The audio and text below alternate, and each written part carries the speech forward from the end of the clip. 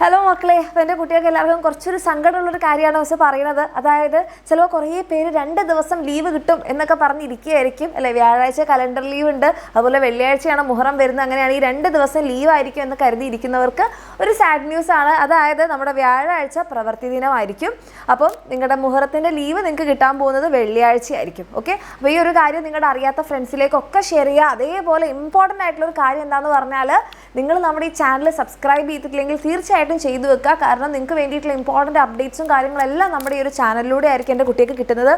മറ്റൊരു കാര്യം എന്ന് പറഞ്ഞിട്ടുണ്ടെങ്കിൽ 5 മുതൽ 10 വരെ ക്ലാസ്സിലുള്ള മക്കൾക്ക് ശനിയാഴ്ച പ്രവൃത്തി ദിനമാണ്. 1-ാം ക്ലാസ് മുതൽ 4-ാം ക്ലാസ് വരെയുള്ള മക്കൾക്ക് ലീവായിരിക്കും. പക്ഷേ 5-ാം ക്ലാസ് മുതൽ 10-ാം ക്ലാസ് വരെയുള്ള മക്കൾക്ക് ശനിയാഴ്ച വർക്കിംഗ് ഡേ ആയിരിക്കും. ഓക്കെ, അപ്പം വെള്ളിയാഴ്ച ലീവാണെന്ന് കരുതി ശനിയാഴ്ച ലീവാണെന്ന് കരുതരുത്. 3 ദിവസം അടുപ്പിച്ച് ലീവൊന്നുമില്ല.